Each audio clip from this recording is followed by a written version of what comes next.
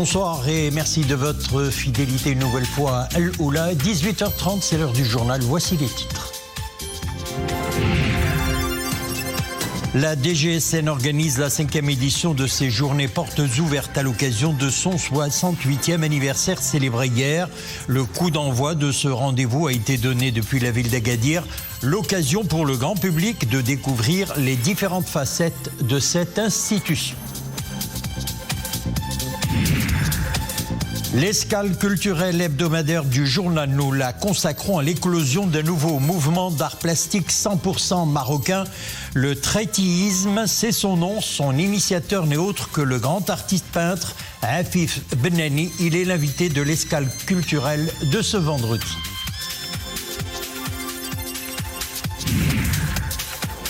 Et enfin, nous irons aussi à la Rabat où un hommage a été rendu à la grande écrivaine, journaliste et historienne Zakia Daoud, un nom qui renvoie aux années Lamalif, la célèbre revue engagée qui a marqué plus d'une génération de lecteurs.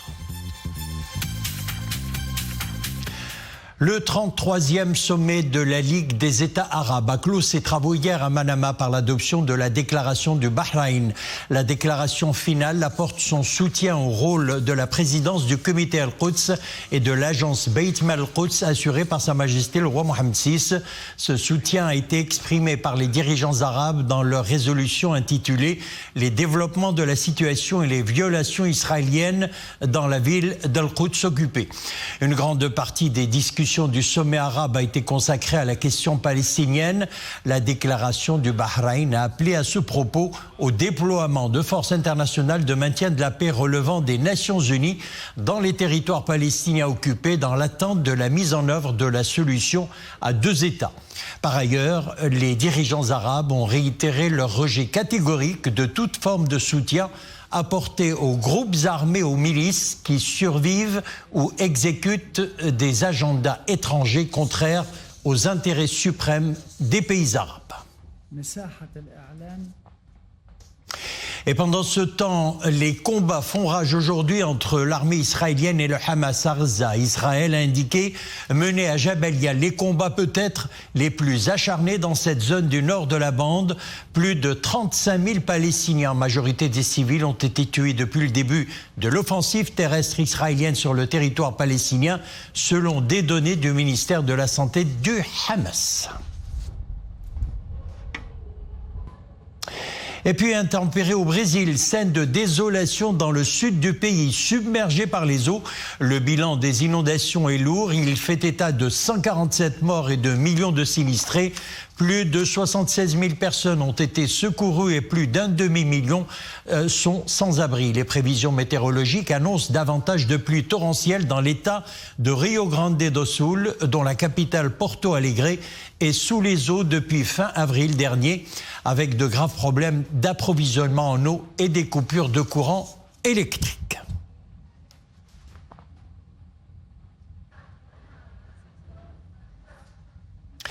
Nous l'annoncions en titre, la famille de la Sûreté nationale a célébré hier le 68e anniversaire de la création de la Direction générale de la Sûreté nationale. À cette occasion, la Direction générale de la Sûreté nationale organise la 5e édition des journées portes ouvertes. Le coup d'envoi de ce rendez-vous a été donné depuis la ville d'Agadir sous le thème « La Sûreté nationale, citoyenneté et solidarité ». La cérémonie d'ouverture a été présidée par le ministre de l'Intérieur, Abdelouafil Ftit, et le directeur général de la Sûreté nationale et de la surveillance du territoire, Abdeltif El-Hamouchi. Cet événement annuel permet au grand public de découvrir les différents corps de la DGSN. Reportage Imad Smir, Zakaria Moukinbillah. À Agadir, une variété de stands aménagés et ouverts au public par la DGSN pour les journées portes ouvertes de la Sûreté nationale. Venus en nombre, ces visiteurs veulent s'enquérir des différentes unités de la police nationale et de leurs rôles respectifs. Cette forte affluence témoigne de la profondeur des liens entre le personnel de sécurité et les citoyens. À l'occasion du 68e anniversaire de la DGSN, ces journées sont une véritable vitrine pour exposer les efforts considérables déployés par la Sûreté nationale afin de préserver l'ordre public et assurer la sécurité de tous. Cet anniversaire est une occasion annuelle de célébrer les valeurs de citoyenneté. Nous nous rappelons des significations historiques de la création de cette institution valeureuse, en tant que corps qui garantit la souveraineté du Maroc indépendant. C'est aussi l'occasion de se rappeler des sacrifices et efforts déployés par les hommes et femmes de la police au service de la sûreté nationale pour préserver les droits et les libertés. Au cours de la cérémonie de célébration, différentes unités de la Sûreté nationale ont donné à voir des démonstrations hautes en couleurs. Unités motocyclistes, police équestre, démonstrations de la protection rapprochée et des unités d'intervention, maniement d'armes et techniques de self-défense, ainsi que la brigade cynotechnique. Au programme également, un défilé des véhicules de police, estampillés de la nouvelle identité visuelle de la Sûreté nationale. Autant de moyens humains et logistiques mis à contribution pour permettre à la police marocaine d'être à la hauteur des nouveaux défis sécuritaires.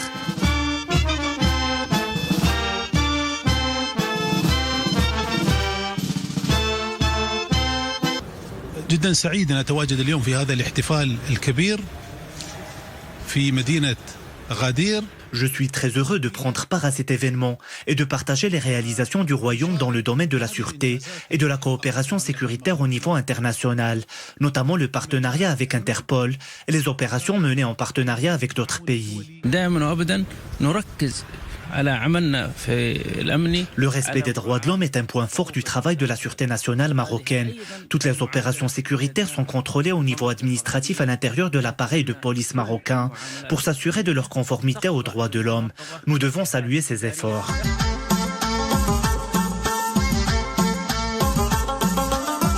Dans un contexte caractérisé par une multitude de nouveaux challenges, ce 68e anniversaire est l'occasion pour la DGSN de réaffirmer son ferme engagement à accomplir son devoir de protection de la nation et des citoyens, ainsi que sa capacité à surmonter tous les défis sécuritaires avec efficience et efficacité.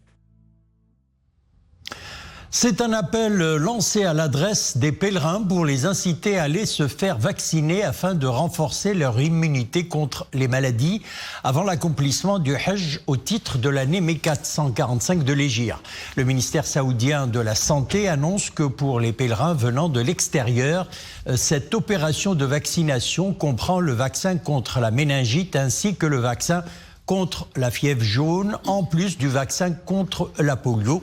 Les pèlerins devront s'informer des conditions sanitaires publiées sur le site qui s'affiche sur votre écran.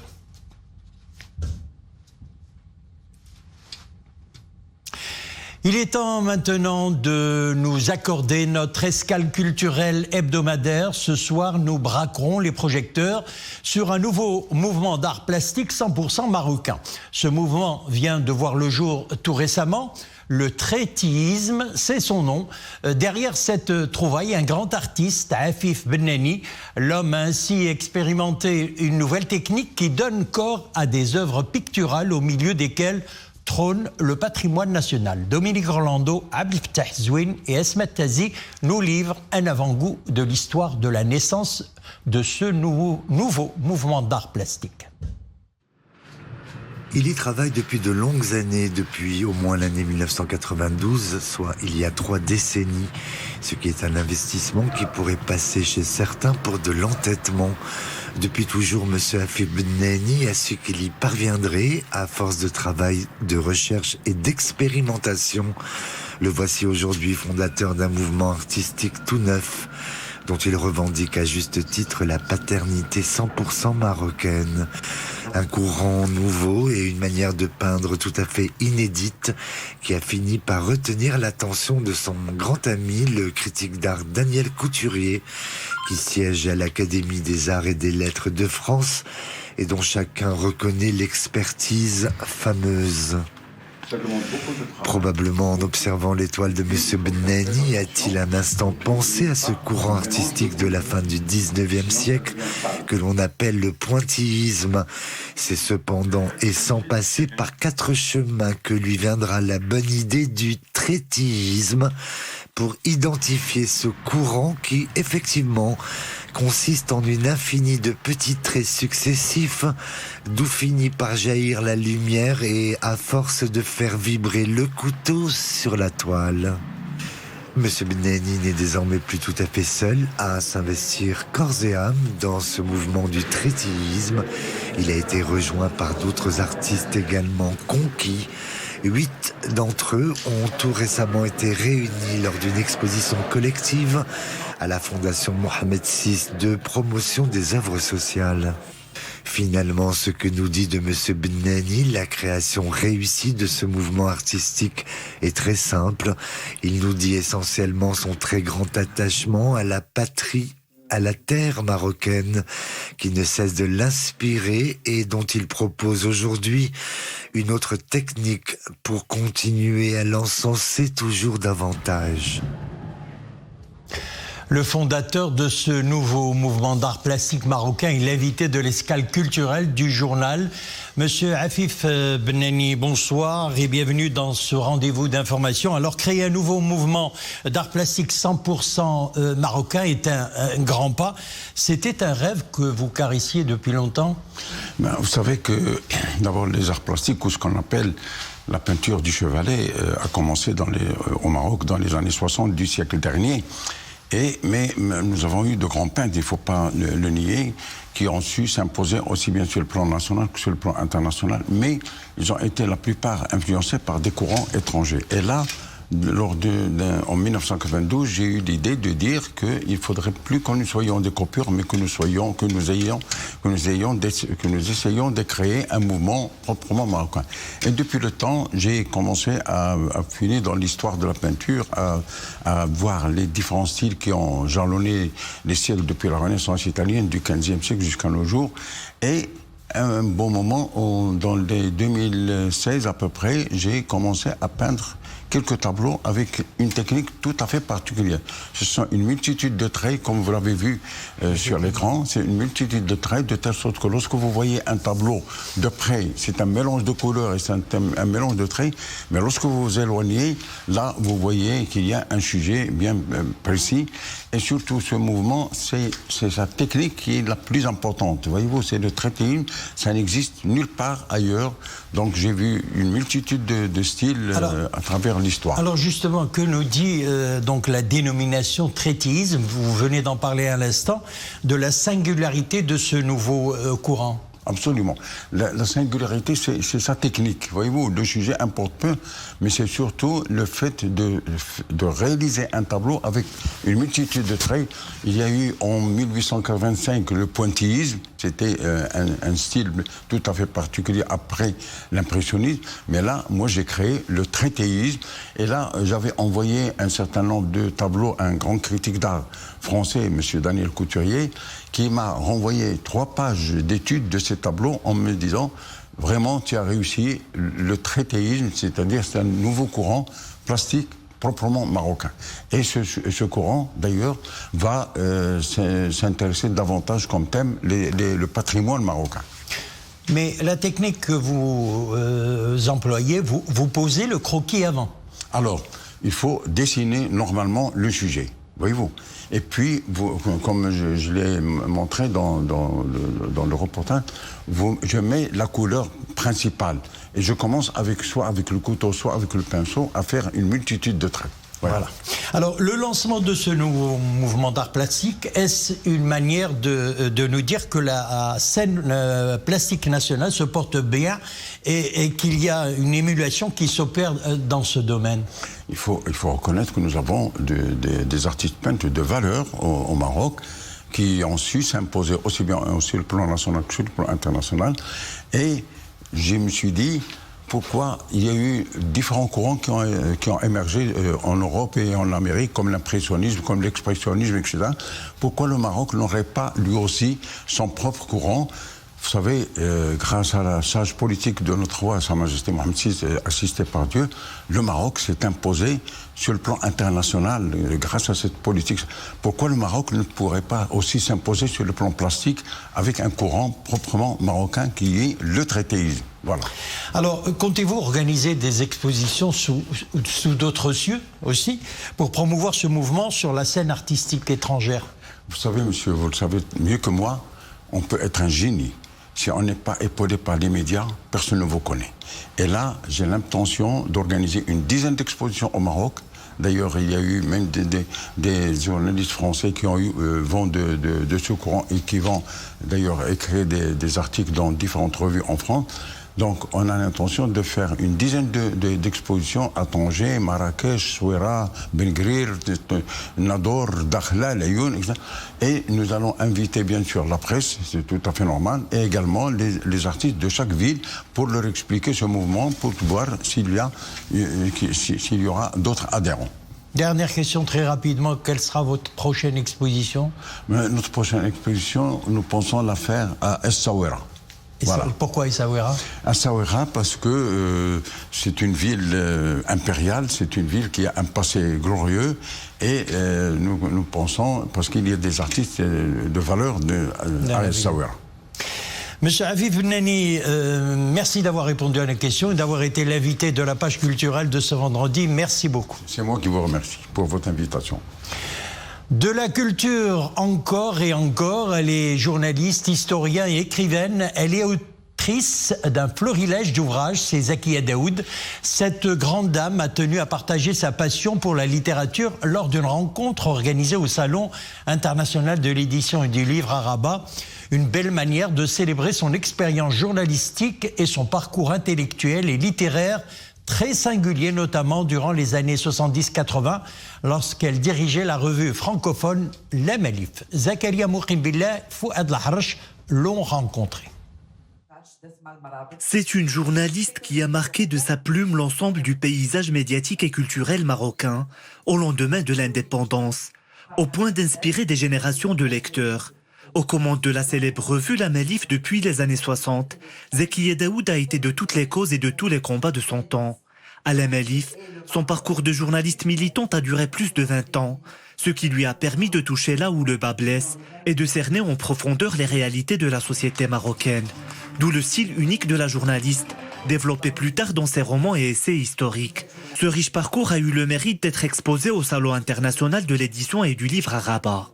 Le journalisme, c'est un apostolat, c'est très dur. J'ai passé 22 ans à faire ça et je pense que le fait d'être écrivain, c'est plus simple, plus facile et plus confortable. J'aime beaucoup les livres historiques, j'aime beaucoup faire des biographies. Rentrer dans la peau d'un personnage, ça me plaît beaucoup. Donc j'en ai fait pas mal. Pour l'instant, je suis dans une phase où je privilégie davantage l'actualité. Du journalisme à la littérature, il n'y avait qu'un pas que Zakia Daoud n'a pas hésité à franchir. Son premier roman, Zeynab, reine de Marrakech, retrace l'histoire de celle qui fonda la cité ocre au XIe siècle, aux côtés de son mari Youssef ibn Teshfin, créateur de la dynastie almoravide. Les romans historiques vont décidément bien à la journaliste écrivaine. J'ai lu pratiquement toutes ses œuvres. J'ai suggéré, par exemple, tout à l'heure, qu'on fasse non seulement faire connaître ses œuvres dans les lycées, c'est-à-dire on va pas peut-être une œuvre ou deux, etc., ou bien des extraits, faire des extraits. On peut faire un livre avec des extraits de Zakia Daoud à enseigner dans les lycées marocains. Je pense que Madame Zakia Daoud est une historienne romanesque. Assez iconique et je pense qu'à travers elle j'ai appris beaucoup de notre histoire et je pense que c'est quelqu'un à lire et à relire aussi. Le passage par la fiction n'a pas éteint la fibre journalistique de l'écrivaine. Dans ses nouveaux essais, Zakia Daoud aborde ce qui fait l'actualité aujourd'hui, telles que les relations internationales ou la situation de la diaspora marocaine en Europe. Une communauté que Zakia Daoud a fait sienne, elle qui est née française et qui, après son mariage avec le journaliste Feu Mohamed Lorlam, a obtenu la nationalité marocaine.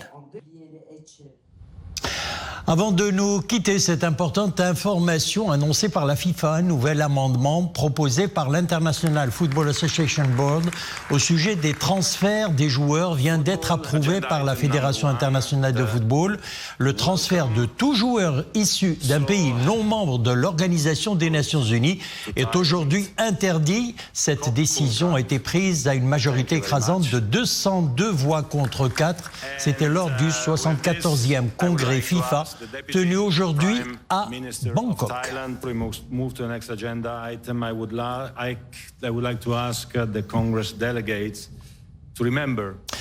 Voilà, c'est avec cette information sport que nous refermons l'édition. Merci de nous avoir suivis. On se donne rendez-vous demain à la même heure, 18h30.